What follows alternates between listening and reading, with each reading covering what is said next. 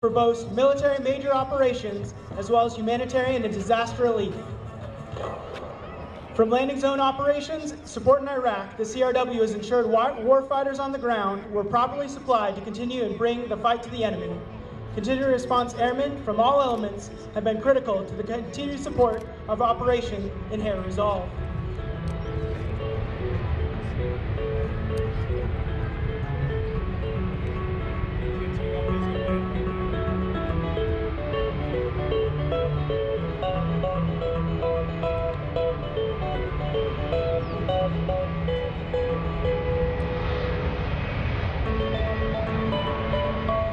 Good afternoon.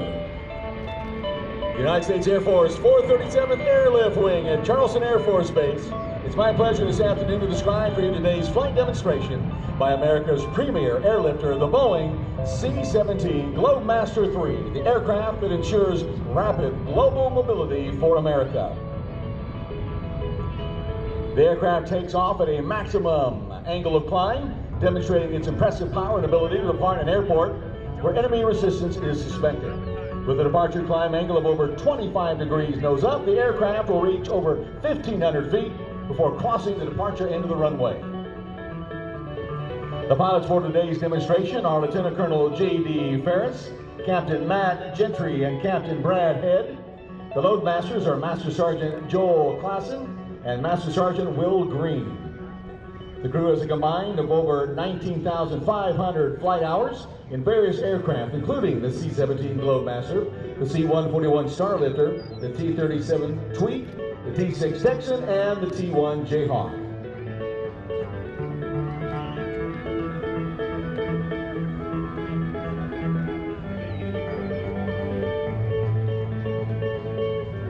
The C-17's first pass today will be a high-speed pass. After completing a teardrop maneuver to align with the runway, the crew will accelerate to 300 knots, demonstrating the rapid strategic capability of this aircraft. The C-17's design includes a modern computerized glass cockpit, heads-up displays at both pilot stations, and advanced cargo handling system, allowing it to operate with a crew half the size of current aircraft.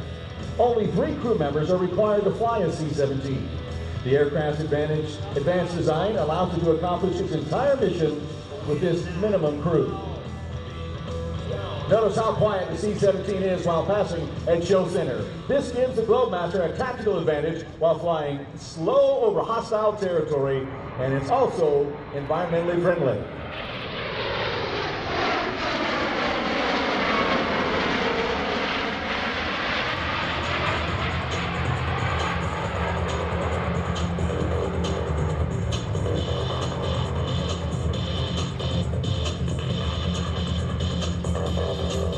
The C-17 provides a direct delivery capability that combines the intercontinental cargo carrying capabilities of large aircraft such as the C-5 Galaxy with a short runway capability of the much smaller C-130 Hercules. It can routinely land on runways only 3,500 feet long.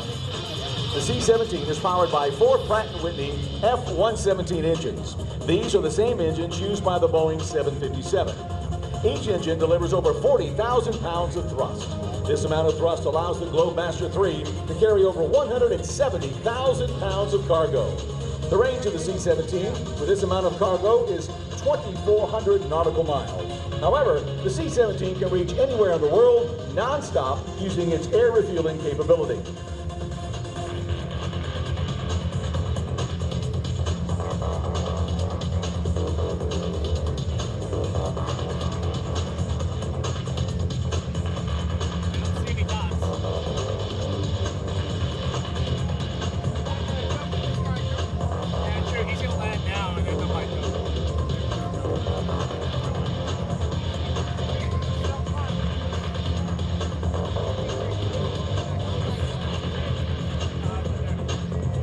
As the aircraft passes, please notice the wing's leading edge slats and large, powerful lift wing flaps. These devices literally change the shape of the C-17 wing and are the key to its low final approach speed, enabling this aircraft to land and stop in short distances.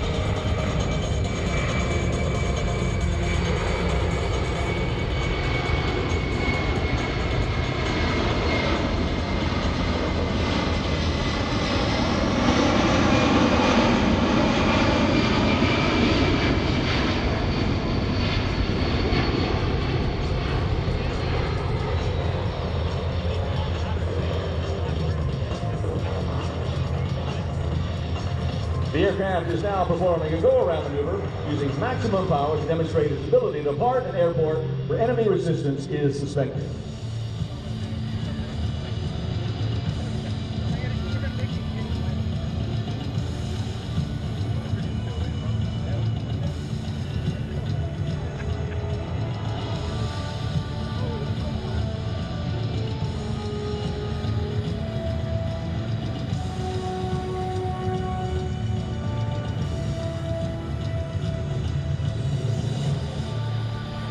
The C-17 will now maneuver to show its ability to fly at slow speeds and demonstrate its advanced aerodynamics in action. The aircraft is performing a series of steep bank turns to maneuver for a low speed pass and circle over the airfield.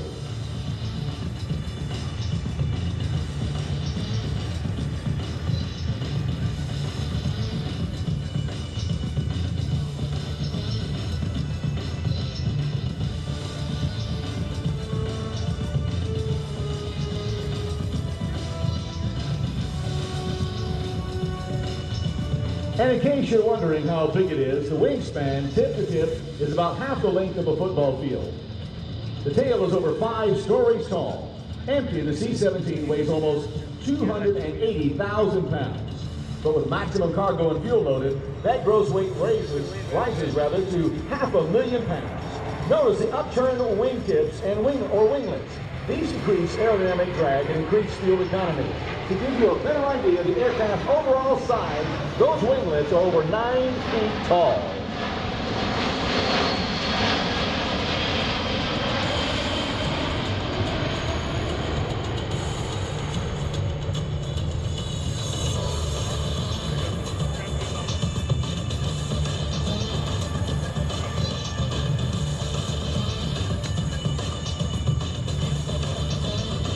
The aircraft is extremely agile at both high and low speeds, making it easy to operate in any tactical situation, including the combat delivery capability of paratrooper or heavy equipment airdrop.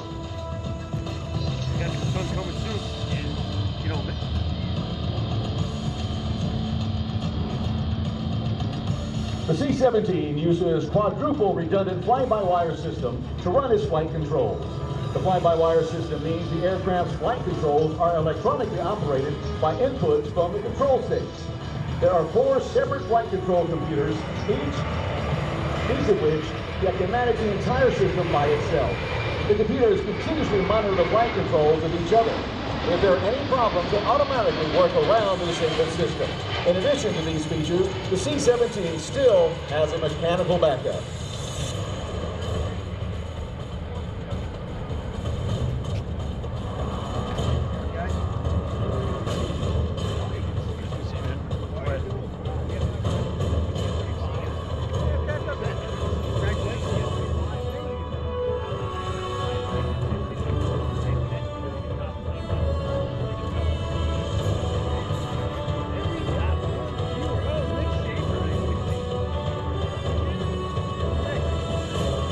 The aircraft is maneuvering to demonstrate a full flap approach to a simulated short field runway.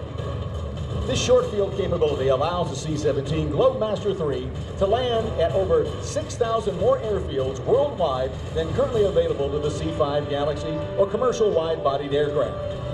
In fact, the C-17 has made short field landings in Bosnia, Albania, Iraq, Afghanistan, Haiti, El Salvador, and many other countries while boosting an impressive reliability rate. The C-17 you see today weighs almost 340,000 pounds. On final, its speed is approximately 120 miles an hour.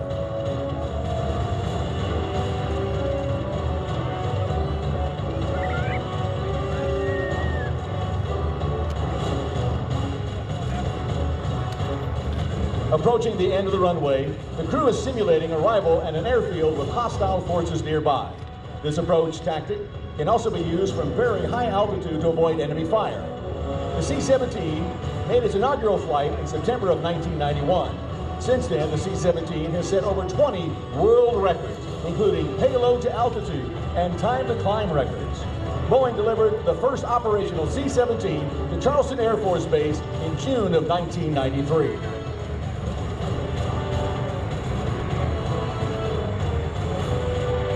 Now the crew will demonstrate the very short landing distance of the C-17 using only 1,500 feet.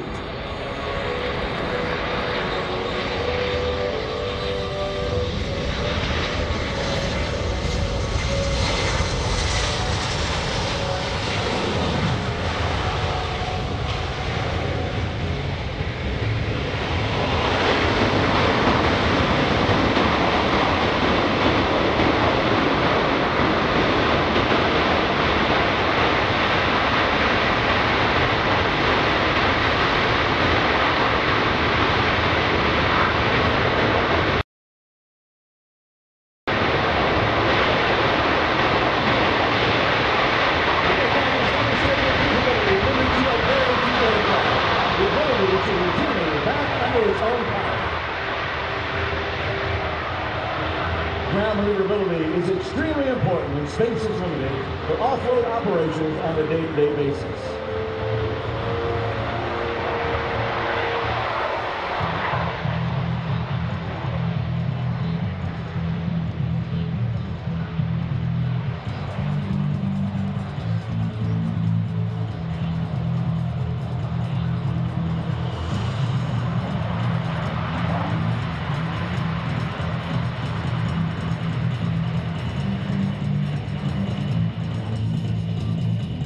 All the maneuvers you've seen here today are representative of those flown by our operational air crews every day, as they provide the highly responsive and flexible airlift capability for America.